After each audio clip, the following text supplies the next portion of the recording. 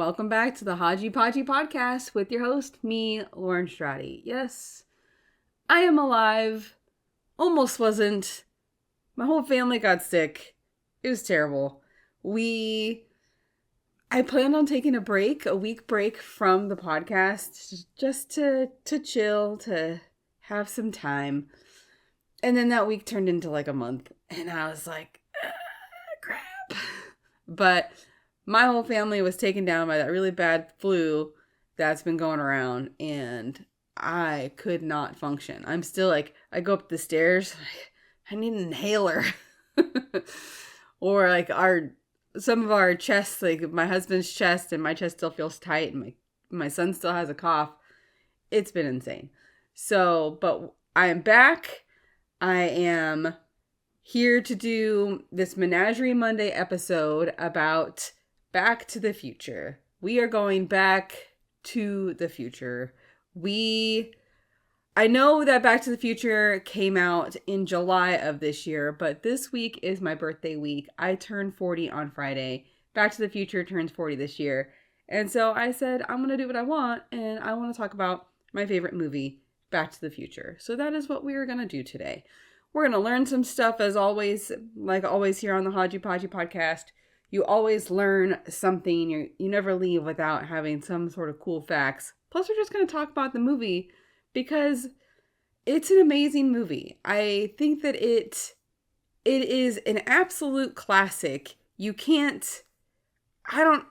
Anybody that doesn't like this movie I can't imagine who wouldn't like this movie.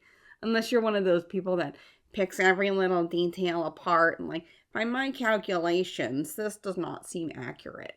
If you're gonna, it's a movie, guys. It's a movie, and it's from 40 years ago. So I think that we can leave your calculations behind. Anyway, so Back to the Future came out 40 years ago, which is crazy to me. It's crazy to me that it's 40 years old.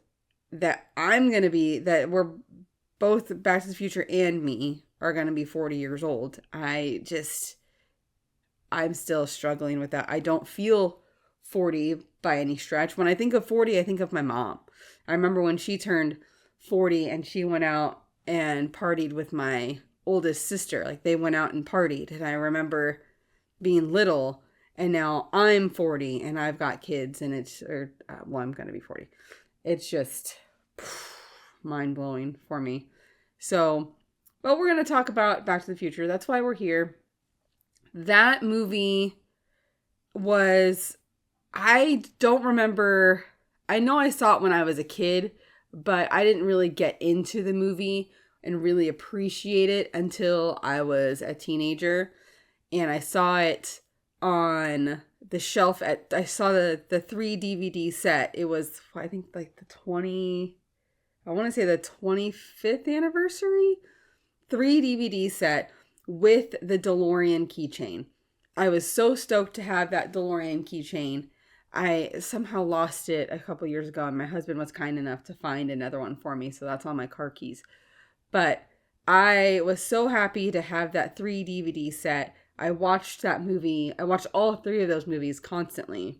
And I still, for a long stretch of time, recently, I would just fall asleep to that movie, to the original. Love it so much. Or the second one. The second one is also really, really good. I really love the second one as well. Third one is good, but when something is a trilogy and something is ending, I like the third one less because I don't want it to end, and it gets wrapped up, and I know that it's still a great movie, and I love how it was wrapped up, but it still ends. And with the first and second, you know that it keeps going. So that's why I like those ones so much.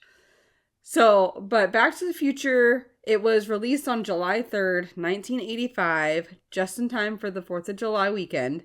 It became the highest grossing film of the year and went on to become, obviously, as we know, a classic. It took a while, though, for it to come together, though. And there were some big, big changes that happened during the filming of this movie. that had they not happened, I don't think this movie would have been as much of a classic as it is today. So, director Robert Zemeckis, he did Polar Express. I talked about that a few episodes ago. But Robert Zemeckis and co-screenwriter Bob Gale tried for years to come up with a time travel story, and they couldn't figure it out. It wasn't working. Then one day in 1980, when Gale was looking over his father's yearbook from high school, he thought back, like, I wonder if I were to go back in time, would I be friends with my dad? Would we be friends in high school? And that created this whole concept of what would happen if somebody were to go back in time to see their parents in high school at the same age as that person. How would that work? How would they get along? So, according to Gale, both him and Zemeckis, they had already done multiple films with Steven Spielberg, and Spielberg liked the idea of the movie, but they didn't want to become known in Hollywood as filmmakers who only got work because of their relationship with Steven Spielberg. So they tried to pitch the script 40 times without success. Disney turned it down. Disney thought, because of the whole incest thing with Marty's mom and everything, and how she was attracted to him and everything, they didn't like that. Even though the whole Star Wars thing, they had no problem with it with Star Wars, but they didn't like it with Back to the Future, with the whole sibling thing in Star Wars. But they didn't like it because it was too incestuous feeling. And then Columbia, on the other hand, thought it wasn't sexy enough. So it was only after Robert Zemeckis had a hit on his own with the movie Romancing the Stone, then he finally had the clout to get Back to the Future made at Universal with Steven Spielberg producing. So they still got Steven Spielberg, which was great. He's obviously extremely well known, he knew what he was doing. But 40 times they were rejected, and they knew that it was a good script, and they kept going. So but there were quite a few changes. So obviously we know that the movie has Michael J. Fox, and it has the DeLorean, but those two things, Michael J. Fox and the DeLorean, weren't originally in the movie. Gale wanted to make the time machine something stationary. He wanted to do a refrigerator. And that was, like, could you imagine the time machine being a refrigerator? That's just such an odd thing to me. But they were wanting to harness the power needed to make it through time travel. Instead of using like the flux capacitor with the lightning and everything, there was a scene where the fridge with Marty inside was to be taken to like a nuclear test site in Nevada. And somehow Doc Brown would harness and capture the energy from an atomic explosion. Which just, if you have seen the movie as many times as I have, you're just like, what the heck? There's no way that would have flowed well in any way, shape, or form. So Robert Zemeckis, though, was like, the whole refrigerator thing, I don't want kids, like impressionable kids, thinking that they can just go into a fridge and pretend that it's a time machine. And he was worried that they would accidentally lock themselves in the refrigerator and suffocate. So he's like, But Spielberg liked the fridge nuking idea enough to use it 23 years later in Indiana Jones and the Kingdom of the Crystal Skull. I have tried, I know I might get some crap for this, and maybe I should try again because they are classic movies, but every time I tried to get through an Indiana Jones movie when I was growing up, I fell asleep. We watched it in French class, in French. And, or if it was on TV, I would always try and put it on. I'm like, okay, what's the big deal about these movies? Let's see. And I would just fall asleep. So I know that's a random fact, but maybe I should give it a try again. But I just feel like those movies just could not grasp my attention, and I would just fall asleep. But anyway, Spielberg liked that fridge idea, so he decided to use it later in Indiana Jones. Robert Zemeckis, on the other hand, was like, we're not using it for this movie. Kids are going to die in refrigerators thinking that they're time machines, and let's just not do that. So he came up with the idea of using a mobile time machine, which led to the idea of using a DeLorean with the whole gull wing door opening, like how it goes shoo. It already looked like it was something out of a sci-fi movie. It already looked like a UFO. So having that, I didn't know that it was called a gull wing door car. That's what that's called. I don't know. I don't know anything about cars. But so since it already kind of looked like it could be mistaken for a flying saucer, he thought that would be perfect for a time machine. So I'm really glad that they decided to do the DeLorean. I couldn't imagine having my keychain that I have now could you imagine? It's just a fridge. It's just this freaking fridge with a little handle on it. Like, no, it's the DeLorean. So I'm very grateful that they decided to go with that. They also wanted to have a different name for the movie as well. It wasn't going to be Back to the Future. It was going to be something about Pluto. They didn't think that having the word future in it was going to really sell the movie, but so let me see. I'm trying to find I skip ahead in my notes and then I totally screw myself up because then I can't find what I'm trying to do. But so the Universal chief then at the time, Sid Sheinberg, wanted the heroine's mother's name to be Lorraine. So Marty's mom's name, he wanted it to be Lorraine after his wife, Lorraine Gary, who starred in Jaws, which is turning 50 this year, which is also mind-blowing. But he also wanted to change the title to Spaceman from Pluto because he believed that no film with the word future in the title could be a hit. Zemeckis and Gale were like, Lorraine's cool, Spaceman from Pluto, not so cool. So they decided we're just going to stick to our guns and go with Back to the Future. Again, good call.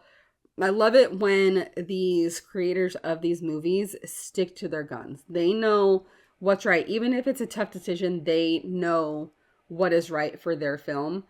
And that's where we get to Michael J. Fox. So Michael J. Fox, they originally wanted him to play Marty, but he was unavailable due to his commitment to his sitcom Family Ties. And so they just couldn't make it work. So they decided to hire Eric Stoltz, fresh from his movie, the movie Mask. I don't know. It's obviously not the Jim Carrey one. I've never seen that Mask movie, so I have no idea how his acting skills were in that. I've seen him in other things, but they hired him since they couldn't get Michael J. Fox. As they were shooting the movie, like, he got along great with the other actors. Like Christopher Lloyd, he got along great with. He had great chemistry with the woman who played Lorraine. He got along really well with everybody. But they were 5 weeks into shooting this movie, and they realized he didn't have the comedic timing. He was too serious for this role, and it just wasn't clicking. It wasn't jiving. So it was a really hard decision, and Zemeckis said in an interview that it was a really painful decision to fire Eric Stoltz as Marty McFly. It was not, and so with firing him, that meant that 5 weeks of work was trashed, gone. You can see like stills and small little snippets of Eric Stoltz in the film. He's dressed completely different. He's got like a leather jacket on. He looks completely different than the Marty that we know and love. But there's really no good film parts like showing his acting in that movie. It's all just like bits and pieces. There's no like, you can't really get those parts of the movie seeing him, because that's something that, sorry, I'm still recovering from this whole flu thing, so I'm still like but so yeah, so you can see and you can just tell that his body language is stiffer and more serious than Michael J. Fox.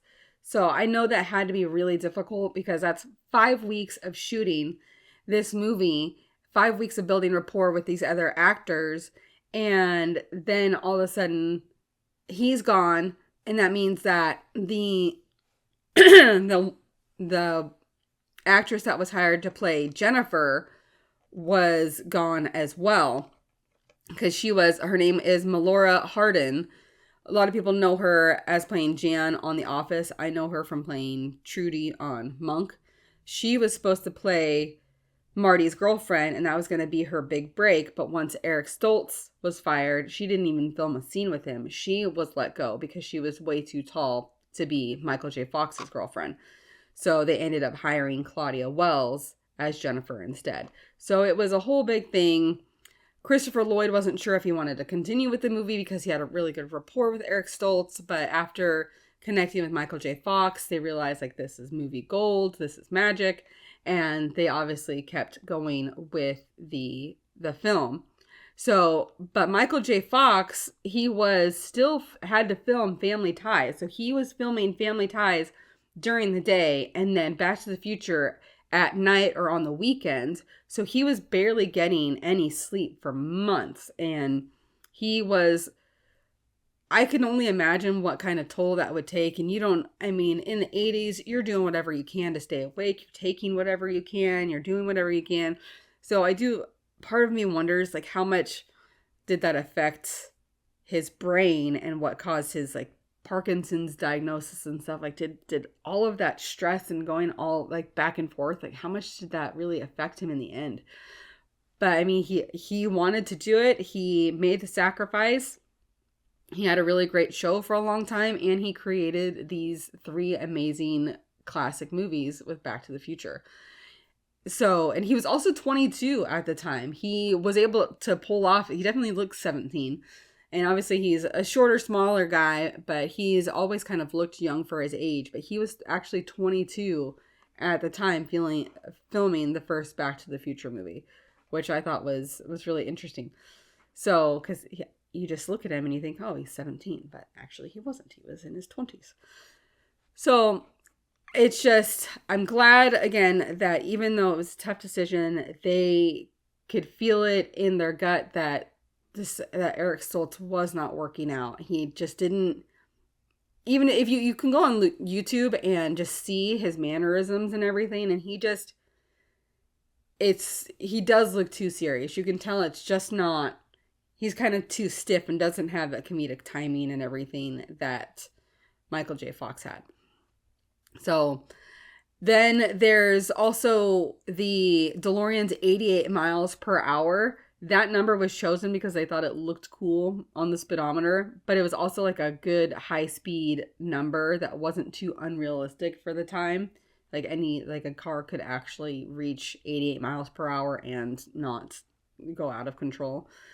So there's a lot of cool different facts about this movie. Obviously, it's 40 years old. All of these different things have come out. There are little things that you notice in the movie.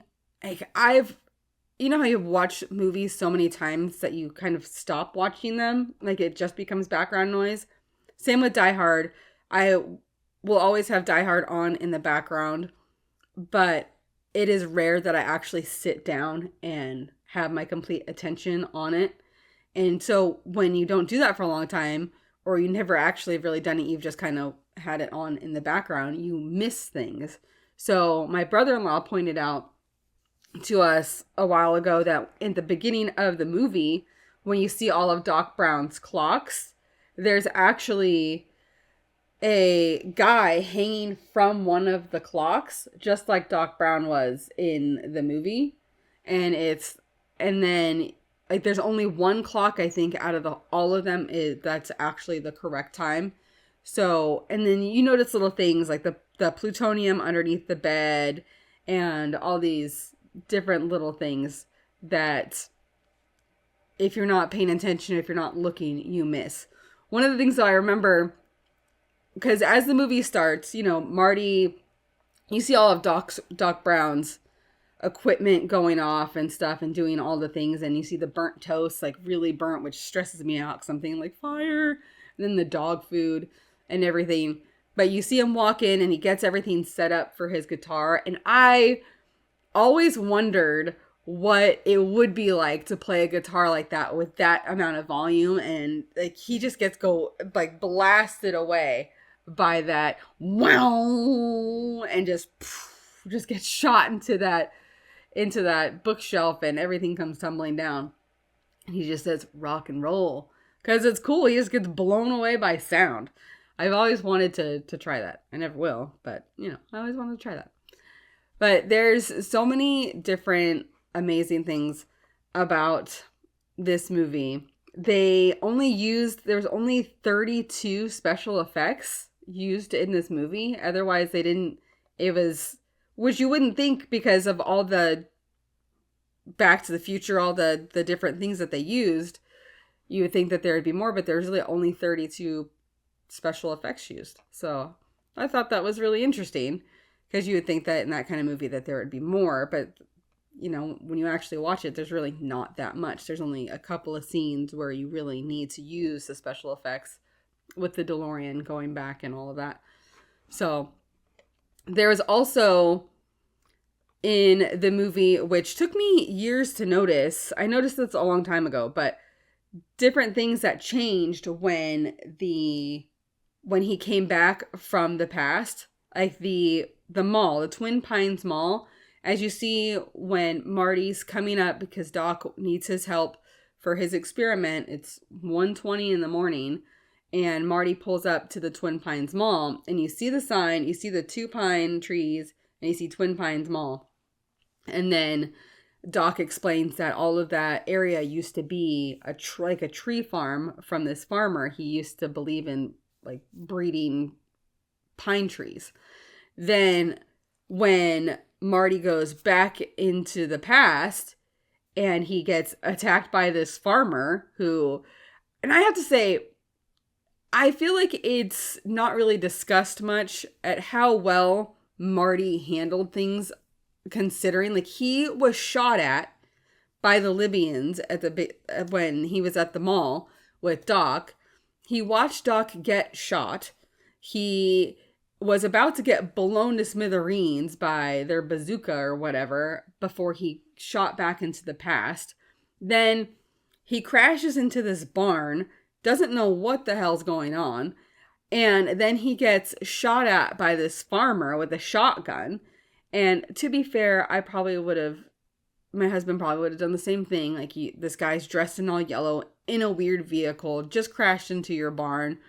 Your kid's got this comic that talks about people from Pluto and looks like zombies. It says zombies from Pluto and it looks similar. I mean, we probably would have shot at him too.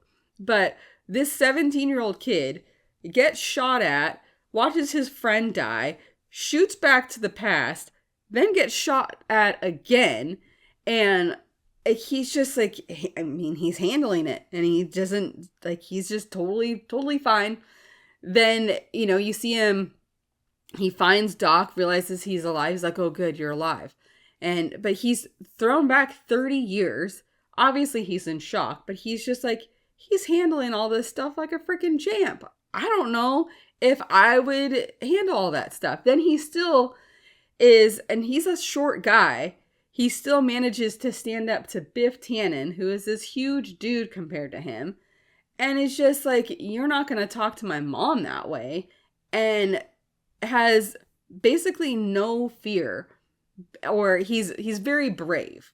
He definitely has fear because the things that he goes through are scary. But I feel like we don't appreciate how tough Marty McFly was with all of the different things that he had to go through in the other movies as well, finding out his dad was murdered and all of these different things.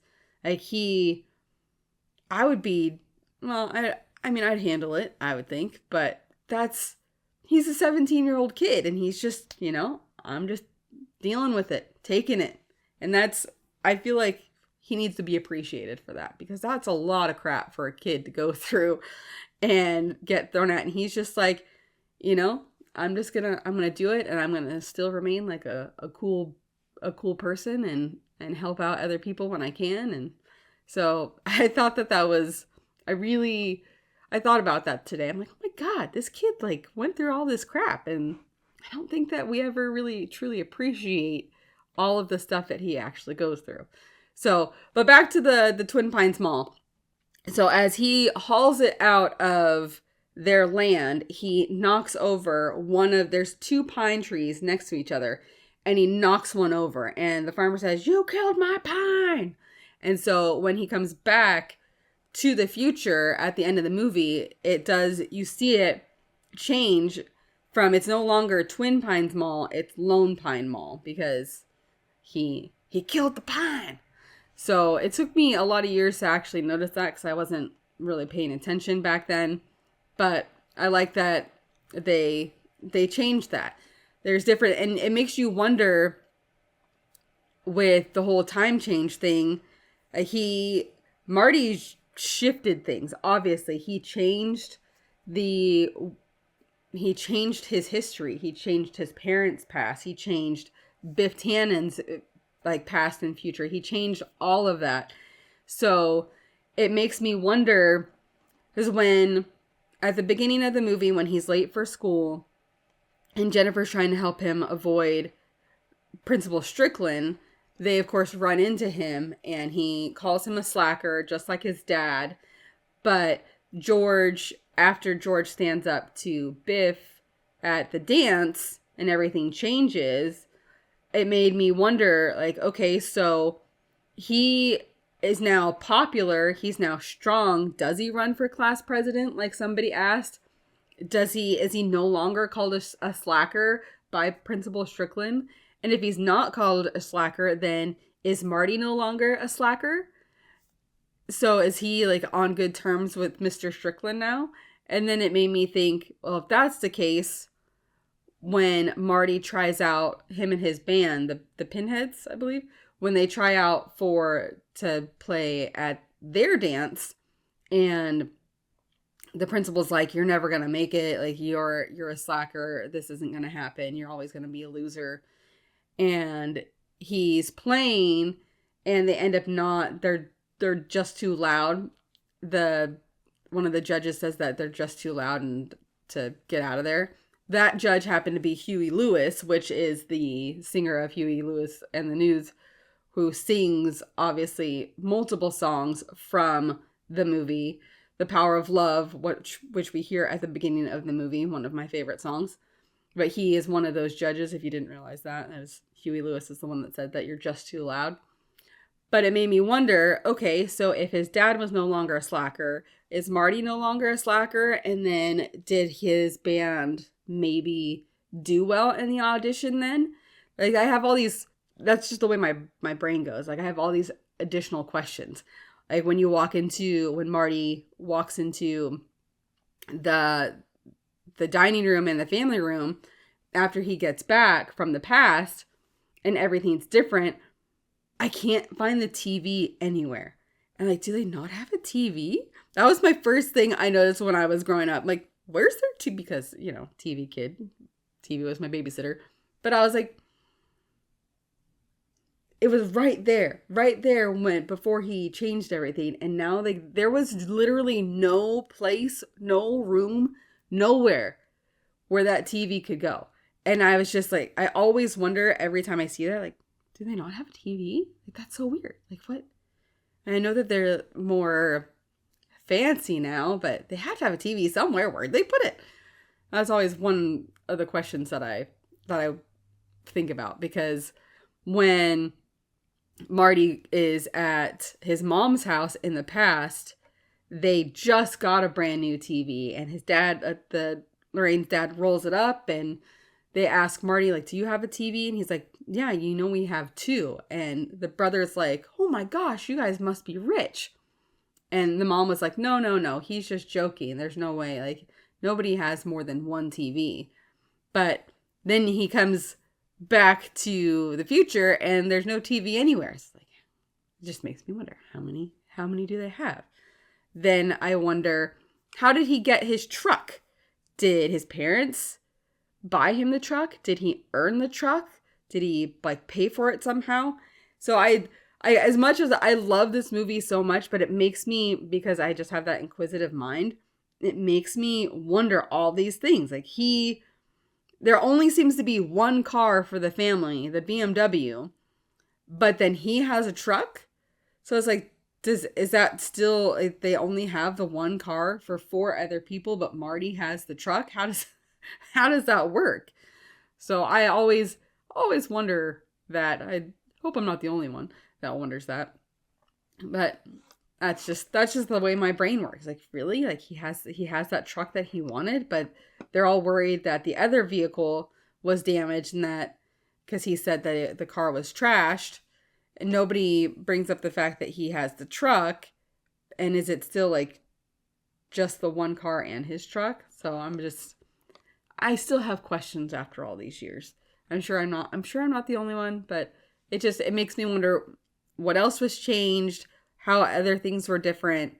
And I always want to know more, especially about movies that I love. I always wish I could be in it and learn all the things. That's just my brain.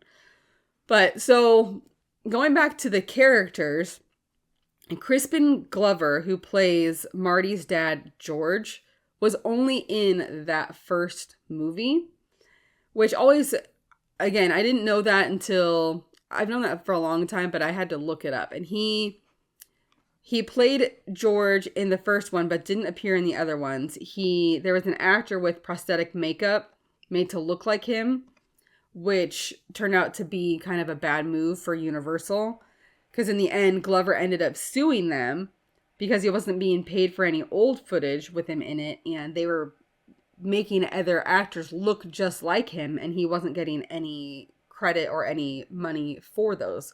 So the case actually led to the Screen Actors Guild introducing a new rule about illicit use of actors. So they had to be, you couldn't just use old footage of an actor without them actually getting paid. And you have, so that started a whole thing where they had to get credit and they had to get money for it.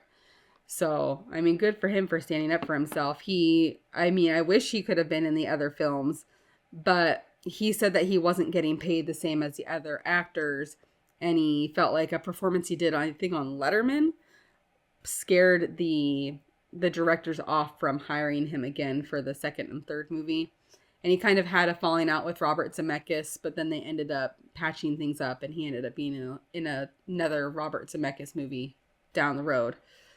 But it is kind of sad seeing him only in the first movie, and then you see his picture being used throughout the second one because of him being murdered, but he didn't get any credit or funds for it. So then Christopher Lloyd, who plays Doc Brown, actually he beat out his Buckaroo Banzai co-star John Lithgow for the part. That'd be very interesting to see John Lithgow as Doc Brown. He probably could have pulled it off, but Christopher Lloyd is and forever will be Doc Brown. Then there's also Dudley Moore and Jeff Goldblum, which I feel like Jeff Goldblum would have been really young to play Doc Brown.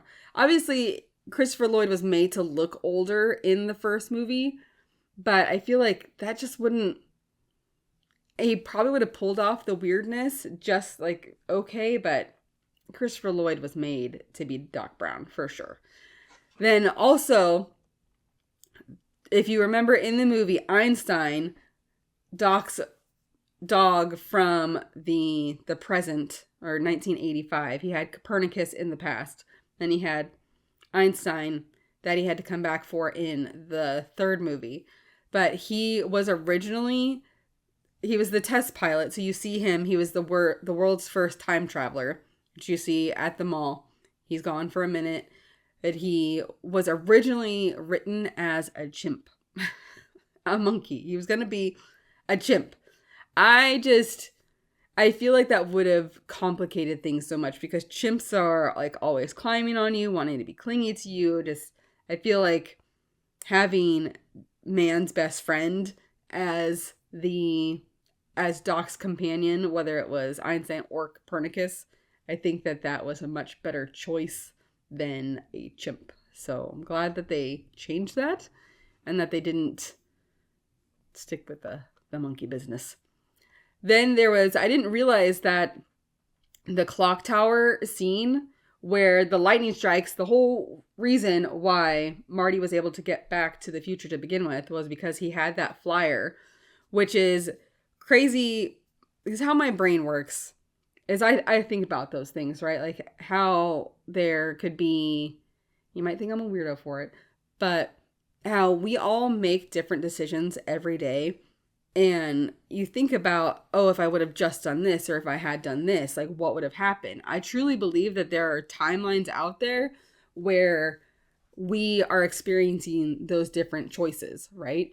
So I think that when I think that lady that was trying to save the clock tower, like how Marty like gave her a quarter and she gave him that flyer, like that saved his life, basically. That saved everything. That moment where she gave him that flyer and Jennifer wrote that little note on there for him, like he kept it in his pocket. He made sure he saved it, especially because Jennifer wrote down the phone number where she was going to be. But that moment was so important. But you just think like, oh, this is just an annoying like old lady, but she gave him an extremely important piece of information that got him back home. So, but that lightning scene was actually inspired by a real event. In 1952, lightning struck the courthouse clock tower in the filmmaker's hometown of Covina, California. So that's where that came from. There was actually a legitimate moment that happened that they incorporated into the movie. Then there was also going back to the actors, Billy Zane, that was his first role. He was one of Biff Tannen's buddies. So if you watch the movie and you're like, wait, is that Billy Zane from like Titanic? I'm like, it is. It's Billy Zane. He doesn't say anything in that really. I think he talks in the second movie, but he's still one of his Biff's goons.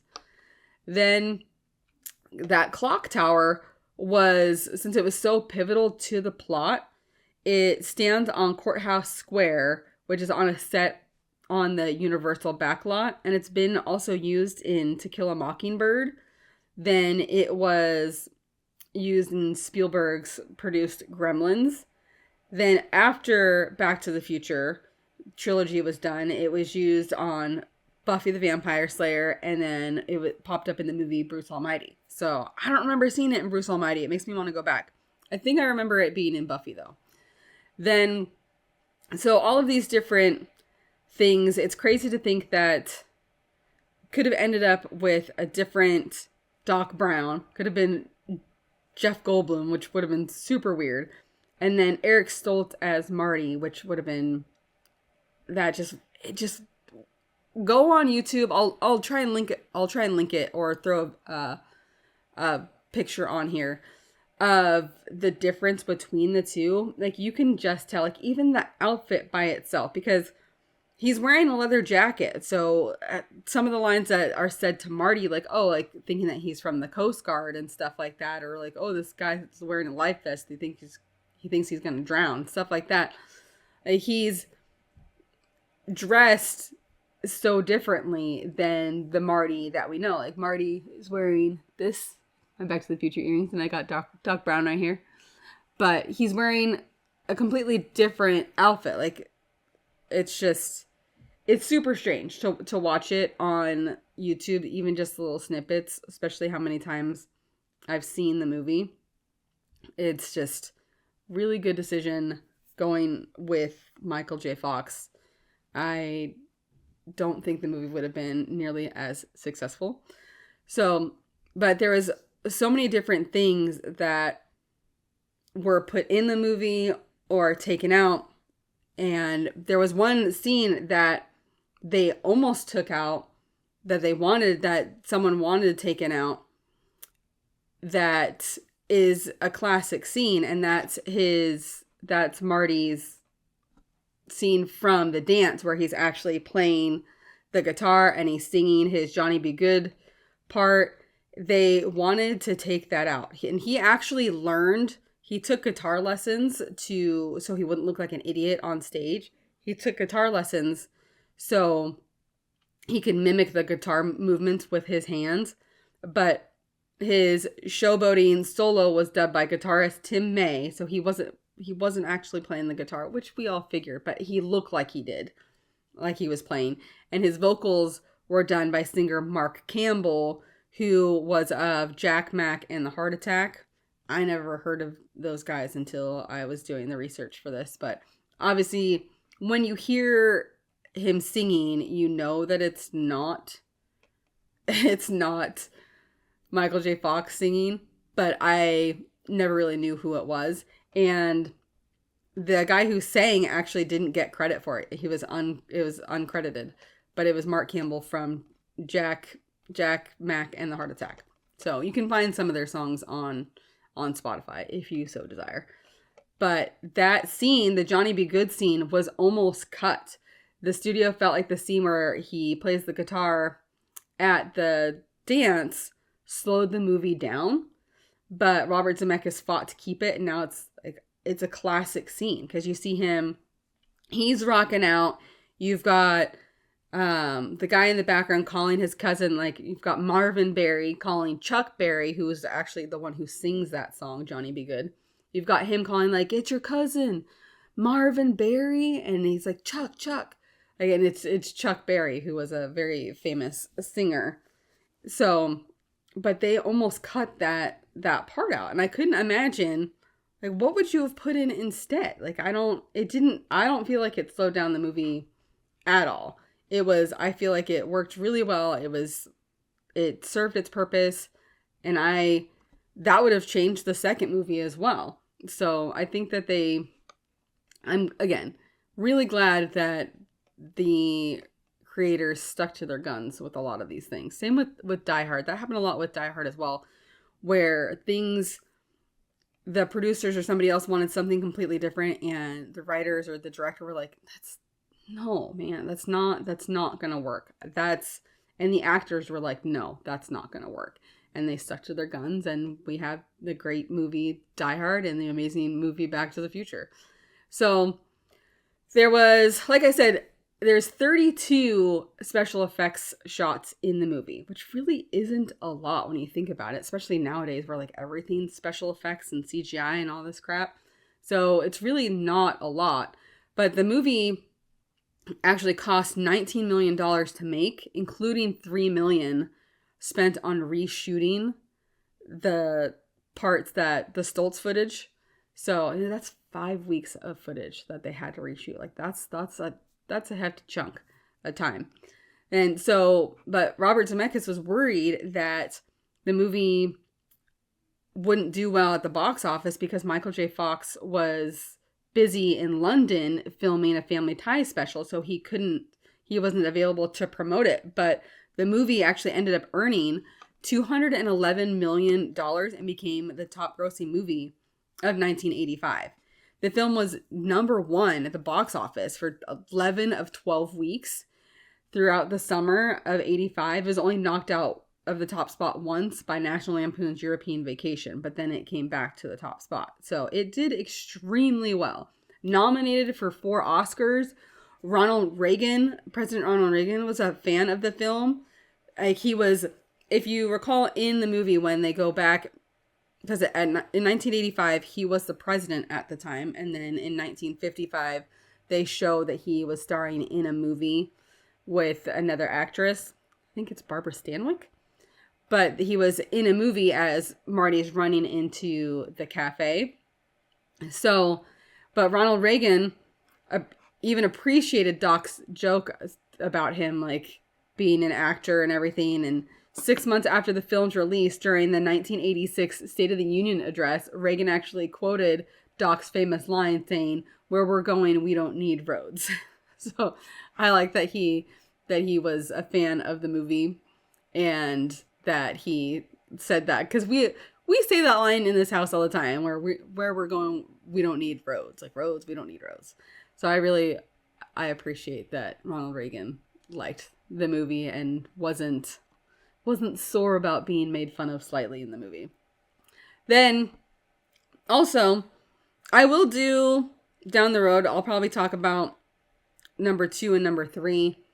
So, because I like number 2, everybody always refers back to it because it's when they go back to the future. They go back to 2015.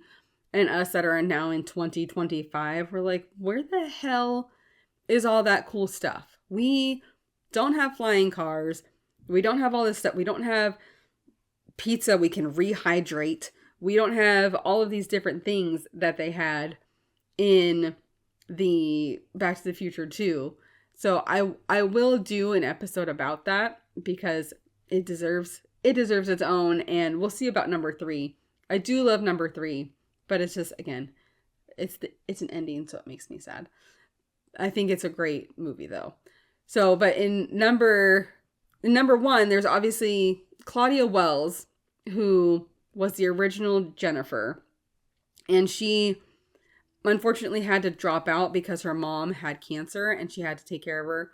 She said in a podcast that her mom basically made her feel like she was the cause of her cancer and that she had to take care of her. She doesn't regret doing it at all, but she said, like, my mom wasn't very nice about it, but I had to do my job as a daughter and take care of her.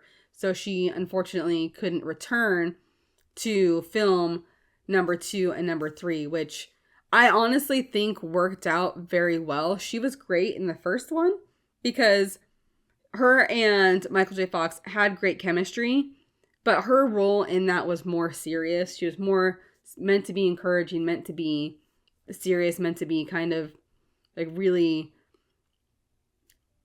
drawn to Marty's character, and like you could sense the chemistry and like his big supporter and everything.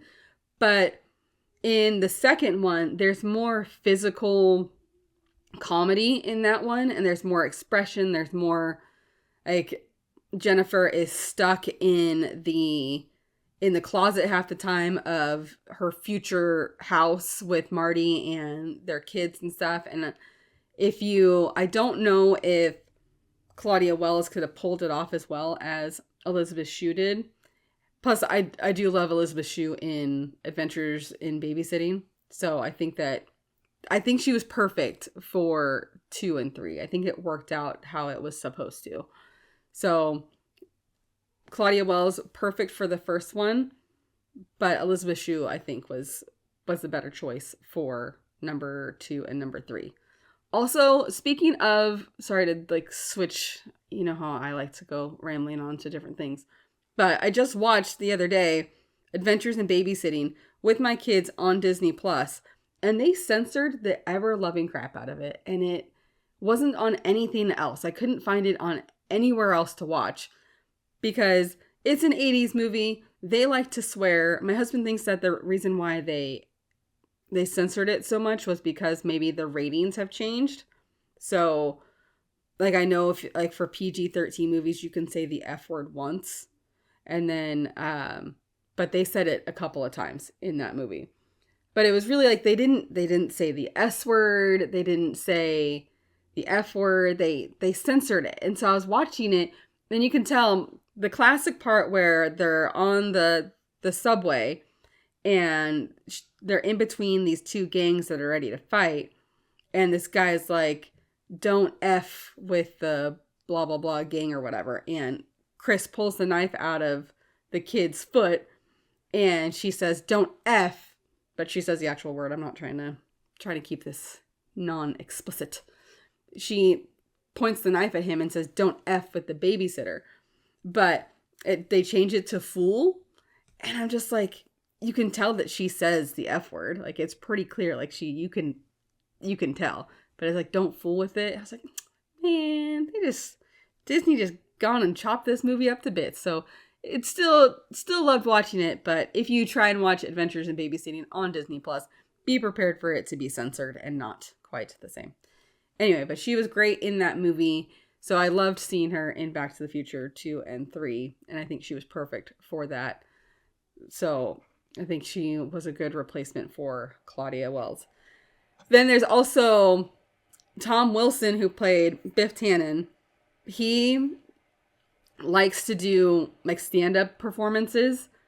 And he created this song, and I think you can find it on YouTube. But he created this song that answers all the annoying questions that he gets. Like, was it real manure that fell on him? No. How is Crispin Glover? Kind of weird. What about Christopher Lloyd? He's super nice. And he just created this song that answers all the questions all the annoying questions that people may have that ask him all the time at like all the 80s and 90s cons that he goes to. So I thought that's pretty funny because when you listen to the song, you're like, yeah, I can imagine getting asked all those questions a million times. It would get pretty annoying. Then there is the Back to the Future musical that they have. I don't know if I would ever want to see that. I'm just the original gal. I like the originals. Without seeing Michael J. Fox and Christopher Lloyd, I don't think it would be the same. But it was created by Zemeckis and Gale. So it wasn't by somebody else that's just going to hack it to bits. It was actually them that did it. And I learned, because I looked up, because I've heard things in the past about people trying to what would Back to the Future look like now? What would if they remade it, what would they do? They literally cannot remake this film. As far as a reboot is concerned, Robert Zemeckis and Bob Gale, they cannot. They said that it will happen literally over their dead bodies. You cannot do this until we die. It is in their contracts that you cannot reboot these films until they are both dead.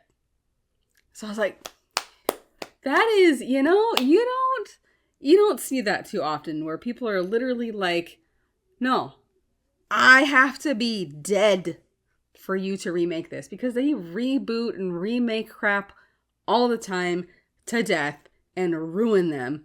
And this is the one thing that I did not want remade. So it's good to know that they both have to be dead for it to even happen. And I don't even know at that point if people would even go for it, because the original is perfect just the way it is. Just the way it is. So I loved hearing that because, like I said, with all these reboots, they reboot crap all the time. So it's like, please don't reboot this. So it's nice to know that they actually can't reboot it. And a couple of other things that I want to talk about. Zemeckis and Gale once had planned to have, they were talking about trying to figure out how Marty's character was. They were trying to have him be like a streetwise video pirate, and the studio refused to let them make a film where the hero was a video pirate, where he's selling all these bootleg videos. So they wanted the kid to be a good kid, and you never quite know how Doc and Marty end up meeting. Is it because Marty went back in time and so Doc Brown sought him out? With all this, with time travel, you never actually know how this crap works, right? Because how did they actually meet? Where did their friendship stem from? You don't really ever know that. There are some podcasts out there that say that Doc Brown and Marty McFly were actually supposed to be drug dealers, and Marty was a drug dealer for Doc Brown. That is unsubstantiated. And I don't think that ever would have been an idea that would have been okay. But there are rumors out there that say that that was one of the scenarios that were floating around for how they actually met. Total load of crap. So they wanted Marty to be a good kid. They wanted Doc to be a little kooky, but still good. So I'm glad, again, that they I'm glad that they did what they did. Then, like I said, I do have questions on how he got his truck. Because it was a nice truck, and I just like, how did you get that?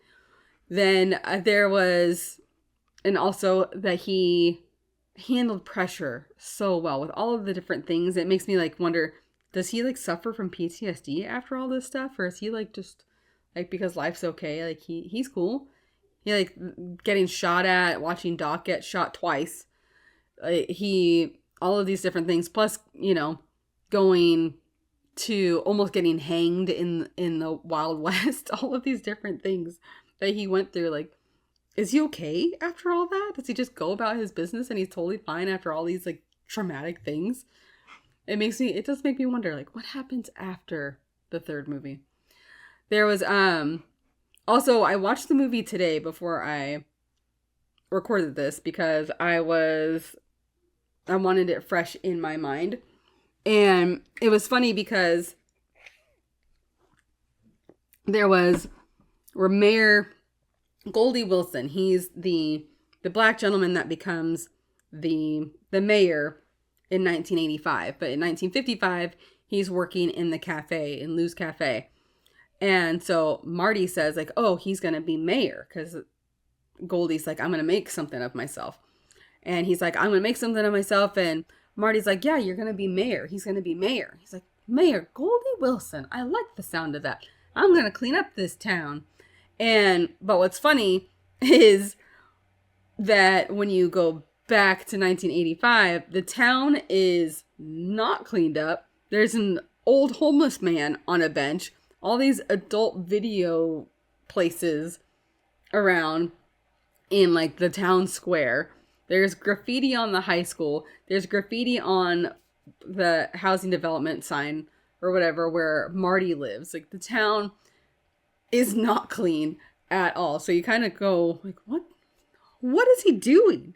It just made me wonder. It hit me today. Like, he said he was going to clean up the town, but it's actually not clean at all. So not sure if you should be reelected, Mayor Goldie Wilson. Then there's the part where you see, after when the family's sitting down to dinner, after the whole car crash thing, or Biff crashed George's car, and there's the peanut brittle, and that George is pouring into the bowl. There's a deleted scene from the DVDs where it shows him getting bullied by like a Girl Scout. A Girl Scout comes to the door and she's like, we're selling these peanut brittle, blah, blah, blah. And he's like, no, we don't need any. And she's like, you're going to get a box, and basically bullies him into buying this box of peanut brittle. So George McFly couldn't even stand up to a tiny little girl, let alone Biff Tannen, until Marty encouraged him to do so in the past. So whenever I see that peanut brittle, I always think of that deleted scene. It's like, man, you got bullied by a little girl. Like, come on. Then I had like multiple revelations watching this movie today, which is why I wanted to watch it, because I was really focused on it. It's Lorraine and George are perfect for each other. And because Lorraine acts like a square herself. Like, she doesn't like Jennifer calling Marty at the beginning of the movie. Like, a girl calling a boy is just asking for trouble. Like, I never sat in a parked car with a boy. I never did this with a boy, blah, blah, blah. And turns out she actually did park in cars with boys. She drank alcohol. She smoked. And she undressed Marty when he was unconscious and looked at his underwear. Like, she examined him while he was unconscious.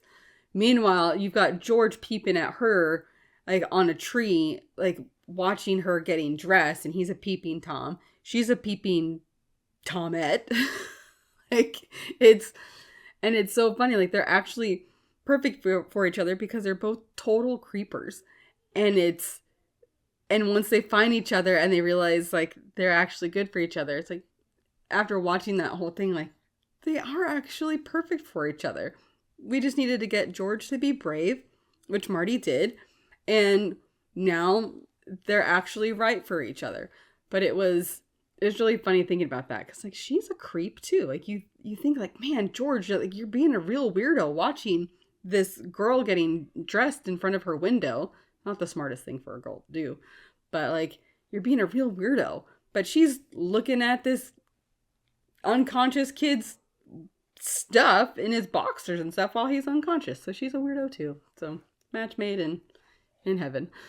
So I thought that was really funny, and it just cracked me up, and it made me appreciate their marriage even more. Because I was like, you know, they're great for each other. So that is, I mean, there's so many different parts in the movie that I love. The beginning part is classic, where he is on the skateboard and the power of love starts. That is, I always wish that I was cool enough. I always wish to be cool like Marty and ride on the skateboard on back of different cars and stuff. And he was just a cool dude. And if I like, you just want to have the skills that he had, like skateboarding in 1955, like over Biff's truck, having Biff crash into the manure truck, stuff like that. Like, man, this kid is cool under pressure.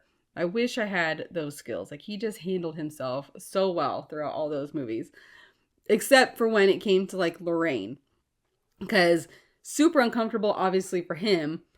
He knows it's his mom, but his mom is attractive. Like Leah Thompson, super cute in these movies. She's still cute. But she super attractive in this movie. And like his mom does not look like that in 1985. So he sees her and he's like super confused because he's like, my mom, she's hot and thin. And it makes him really uncomfortable. Like the whole thing makes him really uncomfortable. But what cracks me up is when Lorraine tracks him down to Doc Brown's house and is trying to talk to him, and Doc's just like watching this whole thing, just like, you're on your own, buddy. Just like, yep.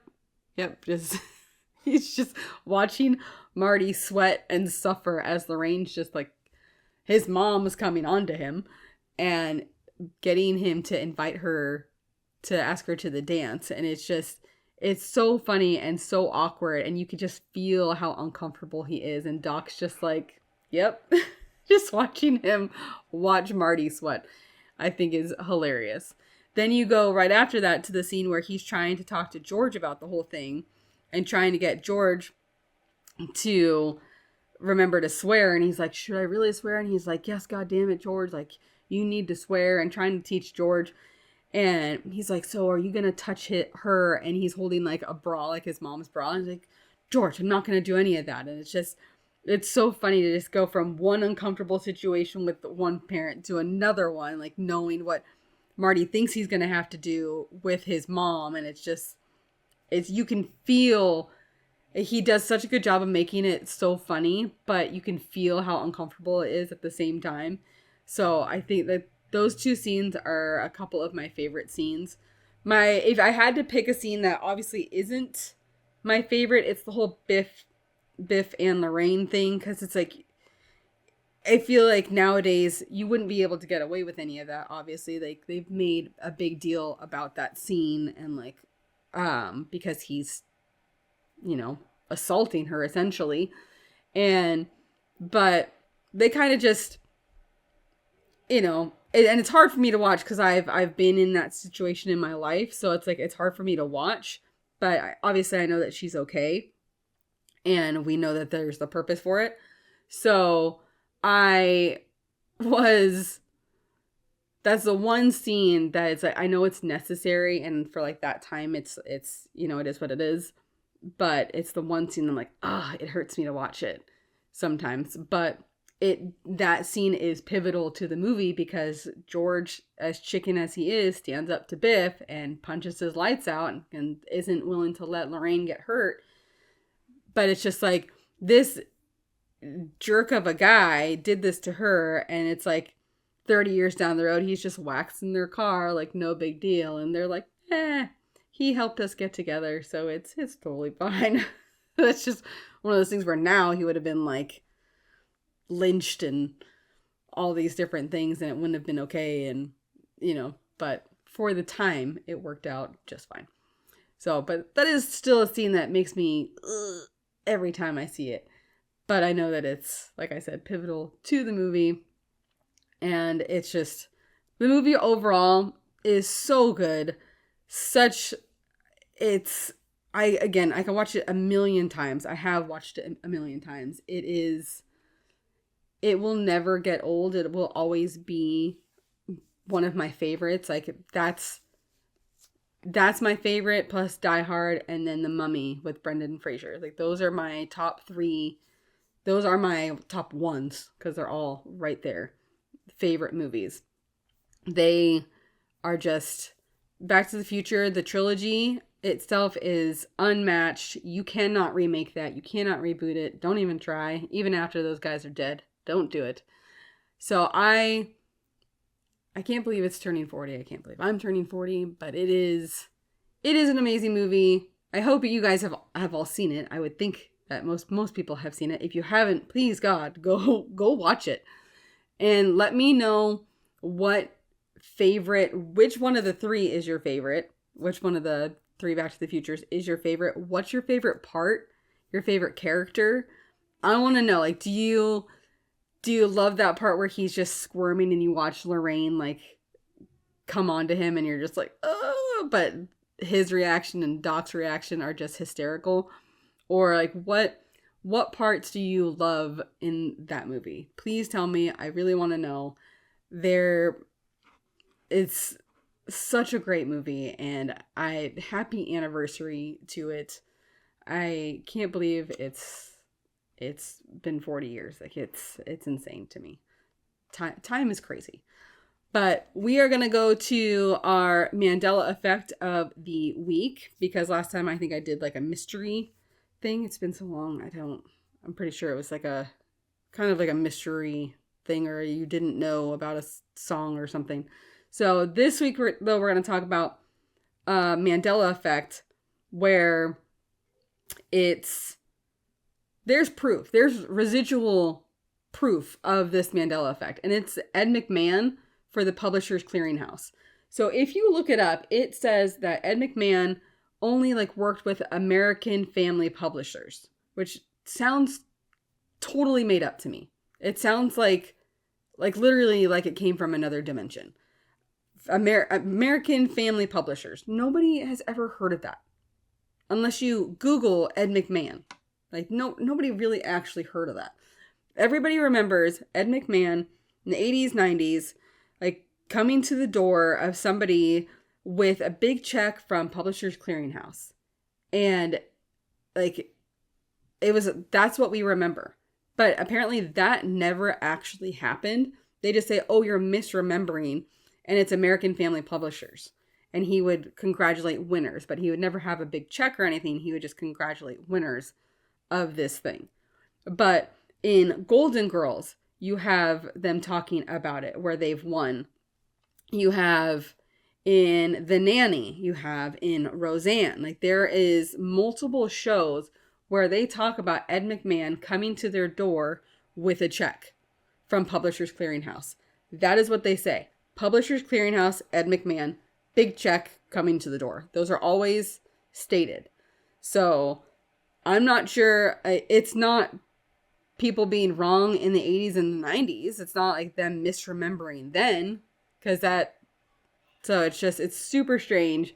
There's all these different theories about why Mandela effects are happening. One theory is that the government is trying to think, and I try not to talk about government, but they are trying to see how easy it is to change our history, which, I mean, I do think that's a whole nother thing. It's one of my conspiracy things. I think that his story is a story. I don't think that what we've been taught is exactly what happened. So I think there's a lot of different things that are not what we have been told, which is a whole huge, ginormous rabbit hole you can go down with different things. Like the Great Wall of China alone is a whole big rabbit hole that you can just, that I may talk about that one day, but that Great Wall of China, the whole story about that's pretty wild. But Ed McMahon, PCH, he for sure came to people's houses with a big check. I remember it. I remember seeing him with his little suit, his little black suit, the big check. It's a Publishers Clearinghouse, his big smile, his glasses. I remember all of it. And plus, not to mention the TV shows that mentioned it.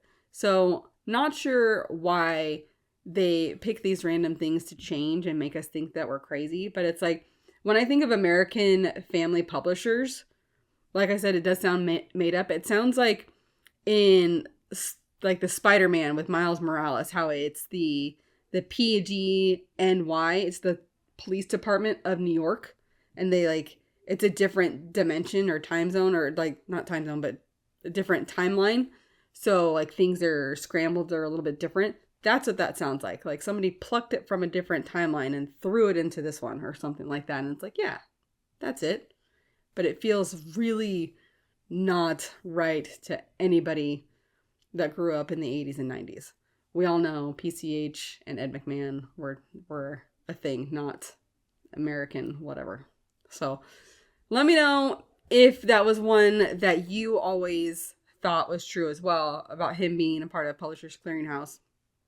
So that has always irked me, like the Berenstein Bears. That's one that will never leave me either. Let me know if there's any other Mandela effects that you can think of that I can talk about on here. Tell me everything that you love about Back to the Future. I want to know. And we will be back next Thursday for Therapy Thursday. I think we might talk about more of the do's and don'ts. There's a lot of stuff going around where we're all, I don't know. There's a lot of stuff that people are doing right now where it's like, well, everybody else is jumping off the bridge, so I'm going to jump off the bridge too. And I'm sitting here going, what the heck is happening? So I think another one of those type of episodes might be good for us to make everybody feel like they're not going crazy, and that you don't have to jump off the bridge with everybody else that's doing all of these things. You can do your own thing, and it's going to be just fine, and you're going to be just fine. So, but with that, I will wrap this up. Again, can't believe Back to the Future is turning 40 in July, and I'm turning 40 this Friday. It is mind-blowing to me. But I hope you enjoyed this episode. First one being back after being really sick. My brain is kind of there, kind of not. So, which I know a lot of you can relate to, because I feel like everybody has gotten this nasty sickness. But if you are in the midst of it right now, I hope you feel better soon. It does get better. Just take it slow and give yourself lots of grace. So I hope you enjoyed this episode. Share the podcast, help it grow. We're still itty bitty, and I am still learning lots of things. I am only, 6 months into this, so I know I still have a lot to learn. I hope that you will keep tuning in, keep supporting me. I love doing this, and I love connecting with you guys, and I will see you next Thursday. Bye, guys.